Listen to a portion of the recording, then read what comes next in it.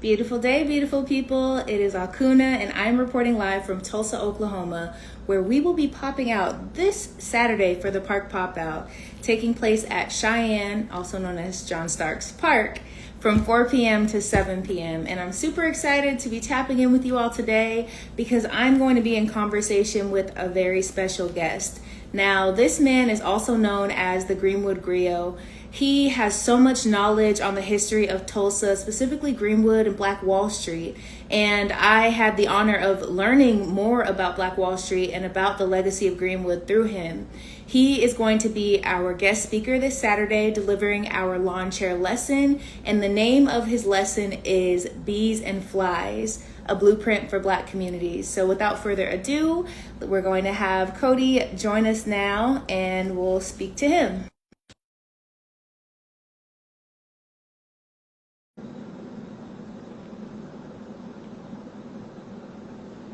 Come on, technology, do the things. There we go. Peace, Hey, Kode. what's going on? Not much. How are you today? Oh, doing well yourself? I'm doing well also. I got my tea right here, feeling good, feeling great. There you go. There you go. Yeah, so we're super excited to have you join us on Saturday, delivering our lawn chair lesson for the park pop out. And we just want to talk to you a bit before then. We won't give away all your secrets and everything, but just to get to know you a little bit. So let's start from the beginning. Can you tell us where you were born and raised? North Tulsa. Yeah, I'm a product of North Tulsa, Oklahoma. Yeah. Awesome. And what was your or childhood like growing up here? Um, I mean, when you're a kid, everything's fun. You know what I mean? You don't really pay attention to what's going on around you. Single parent home, just my mom. Spend a lot of time at my grandma's house on the north side. That's it. But yeah, we did everything from riding bikes to, I played ball, rap, so I think I lived like a very traditional black childhood here in Tulsa, Oklahoma. But pretty much all of my good memories come from the north side. Nice, nice. Now, you've done a lot of different things and dove into a lot of different creative fields and such. You are a storyteller, you are a speaker, you are an artist as well. Can you tell me what do you think that you took from your childhood that allowed you to express yourself in all these different ways? Uh-oh, I think we lost you on audio. That better? Yep, you're back. Okay. Yeah, so I come from a childhood and a culture that encouraged us to be creative. And so being able to understand that what I was going through was similar to what other people were going through in my community, but also different. And then being encouraged to be able to tell that and do that. Yeah, my family didn't limit my creativity, didn't try to put me in a box to make me be a certain way. And so I think doing that from playing ball, especially playing sports, I mean, you're around so many different backgrounds, cultures, and understandings that, it just kind of propelled me to do whatever I wanted. And playing ball, of course, like my personality showed up a lot in the game. I saw how far that could get me. And then, yeah, my family's big in history, so that ended up being what I leaned into. So, music and artists are supposed to be history books. And so that's kind of the way I took it. And yeah, as I grew up, got my first major recording contract when I was 13. So I've been doing it longer than I've not been doing it. So it's been fun though. Wow, 13. That's really young for that. Yeah, it was. But it's something I told my mom I wanted to do, and so yeah, she pushed me to make sure I did it. Mm. And would you say getting that, because some people get that at 20s and 30s and they can't handle it. Would you say that helped you kind of like propel some of your growth in your life? Yeah, you have to in music you got to grow up real quick. You find out very quickly that it is a business and you are a product, and the earlier you learn that, I guess the easier the transition is into music. You also learn that, people don't necessarily know you. They know the musician. They know you go through so much PR training and all of that. You can tell when someone's giving an authentic interview. It's like, you've been told not to say certain things and not to do certain things. And so It definitely helps, because you're around adults and you're growing up fast. Everything that's going on is quick. So if I'm Right. in a particular city, I might not even be here 24 hours. And so you maximize everything you do. And then it's constant competition, which I think pushes you to grow at an accelerated rate. Right, right. Something that I love that you named was that your family actually encouraged you to be creative. Like throughout your childhood, you were encouraged to try different things, and you weren't really pushed into a box or told you have to do this or do that. Because me coming from a Nigerian background with my parents being immigrants, they're like doctor, lawyer, Oh they were yeah, like, yeah, yeah. Yeah, yes, I still got that, but it is I also had, I still had to do that. Still got to be an engineer. Still got to be, but I was able to show that, my creativity could also pay my bills. And mm, so because of that, I got a little bit more of a rope. I oversight. mean, there was still Yeah, a rope, but you get a yeah. little bit more of a leash. Once you get rid of that starving artist moniker and you actually are able to take care of yourself doing what you do, yeah, it all changes after that. Yeah, you hear that, y'all? It'll change for you too. Okay, I'm speaking to myself a little bit also. So being a storyteller, you know so much history. I was able to come by and learn about the history and legacy of Black Wall Street. Tell me about that. When did your interest in that spike? And when did you decide like this is something that I want to, be a keeper of these stories and be able to share with other people? I think I've always enjoyed history, particularly Black history. I just didn't think it was cool, so I didn't think that that was something cool to talk about or anything like that. And then I guess just having a dose of freedom and feeling like, what, it doesn't really matter what people think or if they're interested. If I want to talk about it, I can. That just came from, I think, like 2019, 2020. Like I talked about it in music and stuff like that in the early 2010s, but I think probably 2019 is when I was like, you know what, this is what I'm gonna do. I didn't have a plan, didn't I mean, technically, still don't have a plan. I don't have a big marketing scheme behind telling these stories and doing this stuff. So I do know that it could be a lot more. It could be a lot more lucrative. I just want to make sure that as I scale it up, it is authentic and it's not me just capitalizing on Black stories. These are stories that I think Black people should be able to get for free. And if there's a way for me to do that, I'd rather do that. But I do understand that, commerce has to happen at some point. But yeah, the story of Black Wall Street is just one that, yeah, it's been in my family. Uh, we're descendants. I know other descendants. Grew up next door to Tiffany Crutcher and Terrence Crutcher. Their family are not only descendants, but a very powerful name on the North Side. So, yeah, just being able to grow up around those people and hear them take pride in what they knew, and then also be able to teach them a few things that maybe they hadn't researched. Most of us knew it from a family lens, not really looking at the overall story. And so my job was to dive deeper into it and figure out what the things that people don't talk about were like. Like who were the Right. people as individuals. What happened after the massacre is over, and where did they get the ideas from? What was their inspirations? And so I believe that's what a griot's job is to dig deeper into the general information that most of us know. Right, right. And thank you for doing that. I think it is a very, not even think, I know that it is a very important thing because someone like me who was born and raised in Seattle, but I've traveled to a lot of places, you hear things, you can look it up and get like a chat GPT summary of it, but it's the person that has come from that lineage and that has been intentional about researching what happened after and the actual details of it who can give you the true story. So I'm Mm. grateful that I had the opportunity to learn that from you. Now, I asked a lot of questions and we didn't get to do the official tour outside and everything. However, I know that you have given so many different tours and people can usually find you outside, whether it's a cold day, hot day, Mm. conducting tours. Can you tell me about? I'm sure a lot of different people come through from all different places, all different walks of life. Do you have a Mm. story that you can share of maybe one particular person that you met giving a tour that maybe had some great feedback or had no idea of the history, or just some impactful moment that you had during the time that you were giving a tour? Ah man, that's tough because man, I do some people. Um, I think it's a combination of people. Number one, seeing black family reunions, like those are the best. Those are my favorite.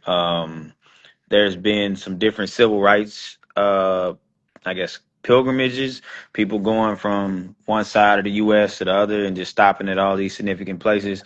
I would say the two that stood out the most to me was actually I did Tony Rock just the other day, Chris Rock's brother, and that one stood out to me because a lot of times when I do get celebrities, it's more of a walkthrough. It's a breeze through. You can kind of tell that they're taking in some of it, Mm. but this is also a part of something else. Not to say that that's necessarily wrong because it does help.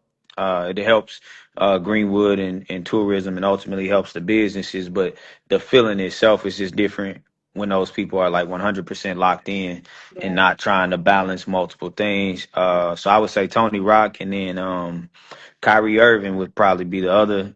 Kyrie came, I think, during COVID, and he was there on a rainy day, and so he had a hoodie and a mask on. I didn't know who he was. Did a tour for him and talked to him. He took a picture, but it was a reflection in a monument here. He didn't actually take a selfie, and he said that I wasn't here to promote myself. I was really here to learn about, what my ancestors did, not just the black people, but the indigenous people in this area too. So I think those two are the ones that stick out the most. But again, I've done everything from Walmart's corporate offices to Sam's Club to LeBron James's documentary, and I think that's also the difference.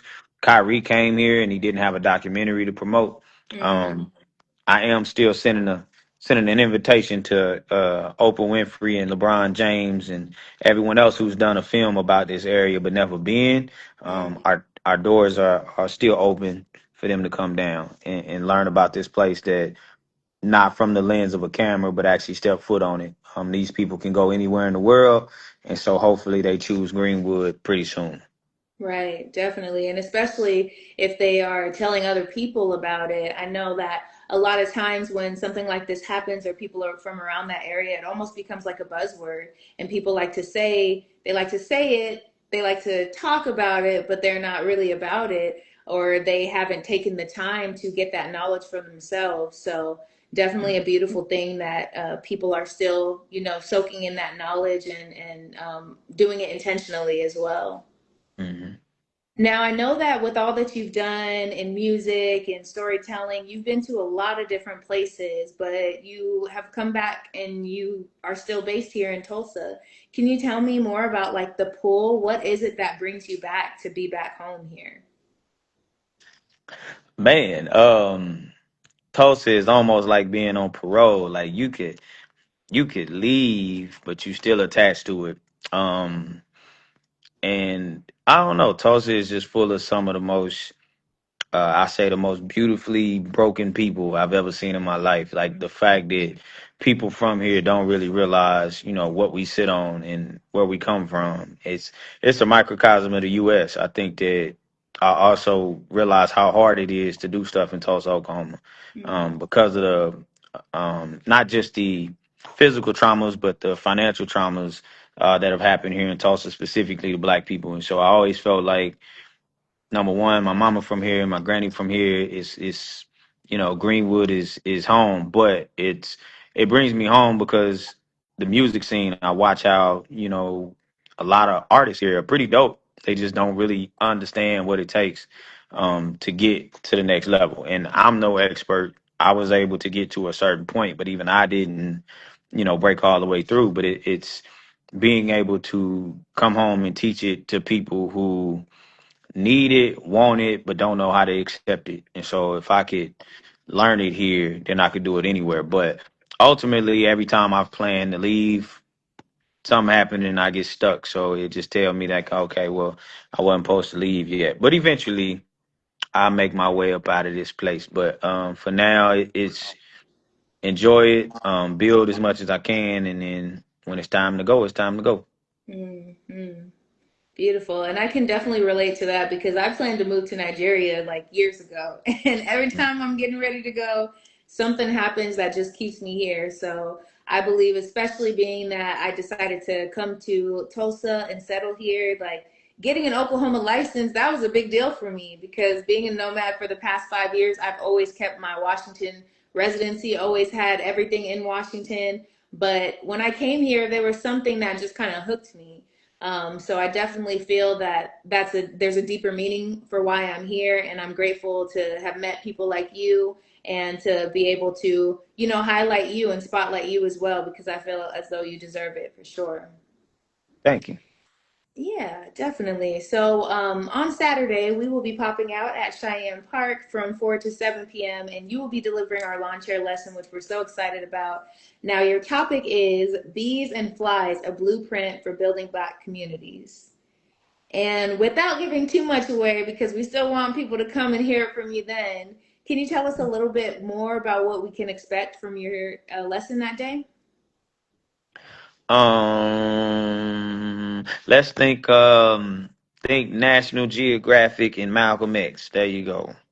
Ooh, I mean, okay. it's a very simple concept that once the concept is broken down, it's easy to digest, easy to compare to other things, but also easy to create.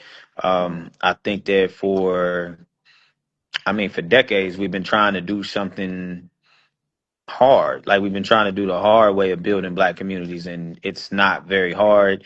The hardest part of it is finding people who actually want to do it.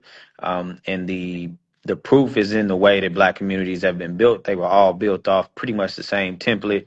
And so yeah, the bees and flies concept just comes from taking the template that all these things were built off of. Nature has a blueprint. It's just all of a sudden we did not use nature's blueprint. So Mm, we created our own, and because of that, we don't get the results that nature intends. And so, mm, yeah, that's basically what the concept is. But if you yeah. research bees and flies, you'd hear everything that I'll have to say. Got it. But it won't be the same as it will be coming from you. So we're super excited for Saturday. Now, before we close out, is there anything else that you want to add before we figure out how we can support you and connect with you? Mm, yeah, yeah. If you have a story, you have a unique story, something you feel like needs to be told, we have a space. Greenwood Griots is right on Greenwood, next to Tearsdale's. Um, Yeah, and we definitely want to capture more stories and be able to amplify the stories of people. So we've got photography, videography, podcast. If you want to learn how to do any of that stuff, yeah, be more than happy to teach you how to do it. But yeah, just bring your stories down. And if you got an elder, somebody, I want to say 80 up, bring them down. Let me talk to them, sit them down and archive the things that they know so Mm, that you young grasshoppers will know how to do something. right, right. And how can people, whether they are in Tulsa or elsewhere, connect and or support you? Instagram, so just Kode Ransom, or email info@koderansom.com, or just if you're from out of town, bring your tail to Greenwood and walk around the street. I'ma see you, and you gonna see me. So then there we go. Awesome. Well, thank you so much, Cody. I thoroughly appreciate your time and we look forward to seeing you on Saturday. For sure, old colored boy, show appreciate you now. You too. Peace. All right, everyone. So that was a conversation with Cody Ransom, who will be delivering our lawn chair lesson at the Park Pop Out this Saturday, September 27th from 4 p.m. to 7 p.m. at Cheyenne Park here in Tulsa, Oklahoma. So make sure that you come. Make sure that you bring a family member, bring a friend, bring your boss, bring your dance partner, bring whoever. Bring a lawn chair, sit on down, and enjoy a very good time in community. We're going to have vendors, we're going to have food, and we are going to have Cody Ransom delivering this lawn chair lesson. So make sure you tap in. We will be back with more park pop out conversations a little later today. Have a beautiful one. Peace.